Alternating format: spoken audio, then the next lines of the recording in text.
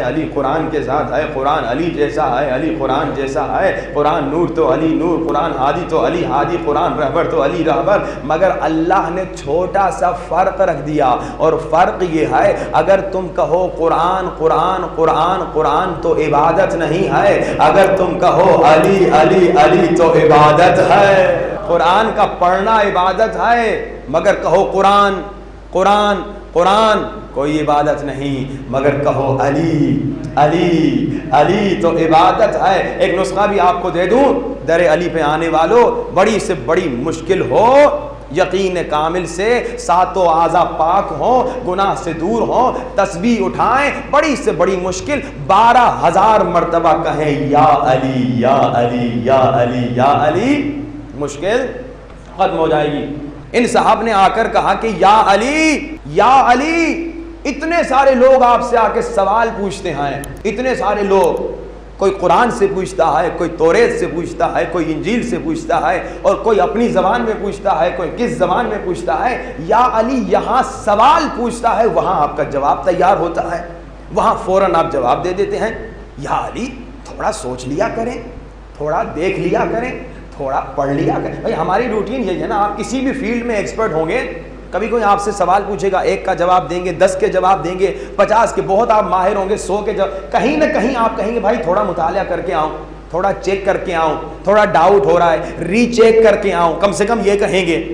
अब इसने समझा था कि अली भी आम लोगों की तरह हैं, मेरे मौला भी समझा था कि आम लोगों की तरह हैं। कहा कि या अली, यहाँ सवाल आता है, वहाँ जवाब देते हैं, कभी आप सोचते नहीं हैं, कभी आप पढ़ते नहीं हैं, कभी आप चेक नहीं करते। जैसे इसने सवाल पूछा तो इसके सवाल पे मेरे मौला ने सवाल पूछा, मौला ने फ़ौरन कहा ज़रा ये बताओ एक हाथ में कितनी उंगलियाँ होती हैं। उसने सोचा नहीं, उसने देखा नहीं, उसने गिना नहीं, फ़ौरन कहा मौला 5 उंगलियाँ होती हैं। मौला ने कहा तुमने देखा क्यों नहीं, तुमने गिना क्यों नहीं, तुमने सोचा क्यों नहीं। कहा या अली, इसलिए नहीं देखा, इसलिए नहीं गिना, इसलिए नहीं सोचा, क्योंकि हमेशा ये मेरे सामने होती है, तो गिनने की जरूरत नहीं है, देखने की जरूरत नहीं है, पढ़ने की जरूरत नहीं है। तो मौला अली ने फरमाया जैसे तुम्हारा हाथ हमेशा तुम्हारे सामने है, वैसे पूरी कायनात हमेशा अली के सामने है। ये है इल्म अली, ये है इल्म अली के दुश्मन ने भी इकरार किया,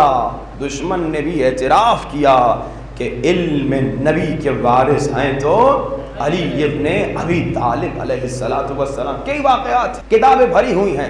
मैं आपको ज़रूर एक रिक्वेस्ट करूँगा कि कम से कम कुछ किताबें मौला अली के इल्म के बारे में पढ़ लें। एक जो सबसे अच्छी कमाल की किताब है अली मौला के फ़ैसले, इतनी मोटी किताब है, तकरीबन 400-500 सफ़ों की है। ये किताब उर्दू में भी तर्जुमा हो चुकी है।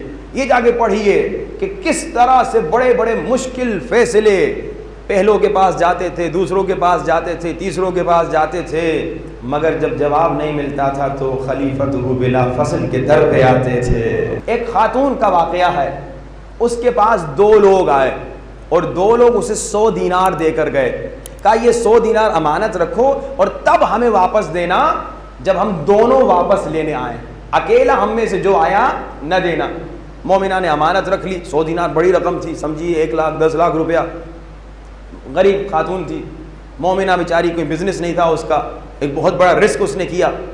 बहुत अरसा ये अमानत पड़ी रही, मगर कई सालों के बाद एक अकेला आ गया और उसने कहा कि मेरा वो दोस्त जो साथ आया था वो तो मर गया है, अब पैसे हमें वापस दे दो। इसने कहा नहीं दूंगी, मुझे क्या पता कि वो मरा है कि नहीं मरा, तुम्हारी शर्त ये थी दोनों साथ आओ तब दूंगी। अब दोनों साथ आओ तो दूंगी। अब इसने उसके गांव वालों को, रिश्तेदारों को प्रेशराइज किया कि भाई पैसे मेरे हैं और दे नहीं रही, मेरा दोस्त मर चुका है, मैं कहाँ से उसे कब्र से निकाल के लाऊं। जब प्रेशराइज किया बेचारी मोमिना पर, तो मोमिना ने मान लिया, कहा ठीक है भाई तुम्हारे पैसे ले जाओ। अब ये पैसे लेकर चला गया 100 दीनार। 1 साल के बाद मुर्दा कब्र से जिंदा हो गया वो कम वक्त मरा नहीं था, वो आ गया। उसने कहा मेरे 100 दीनार। खातून ने कहा तू तो मर चुका था, मैं तो तेरे दोस्त को दे चुकी हूँ, अब मैं कहाँ से लाऊंगी, अब मैं तुम्हें कैसे दूंगी। तो वो ज़माना था मुसलमानों के दूसरे खलीफे का। उसने कहा चले खलीफे के पास, खलीफा फैसला करते हैं। खलीफे ने कहा खातून गलती तेरी है, तूने 100 दीनार इनको तब देने थे जब दोनों साथ आते, अब तूने अकेले को दिया, अब इसको भी तूने 100 दीनार देने, तुमने खुद अपने जेब से भरना है। तो खातून परेशान हो गई, मेरे पास 100 दीनार कहाँ से आए। अचानक खातून मोमिना थी, उसने कहा ए खलीफे क्या इजाज़त दोगे कि हम वारिस इल्म नबी के दर पे भी चले जाएं? क्या इजाज़त दोगे हम वारिस इल्म नबी के दर पे भी चले जाएं? कहा बिल्कुल ठीक है, चले जाइए, देखिए अली क्या कहते हैं। जैसे अली मौला के पास आए, अली मौला को वाक़या सुनाया तो अली मौला ने कहा ए मर्द, क्या तुम लोगों की शर्त ये नहीं थी कि जब तक हम दोनों ना आए तब तक न देना? अब तू जा अपने दूसरे साथी को लेकर आ, फिर तेरे 100 दीनार तुम्हें मिल जाएंगे।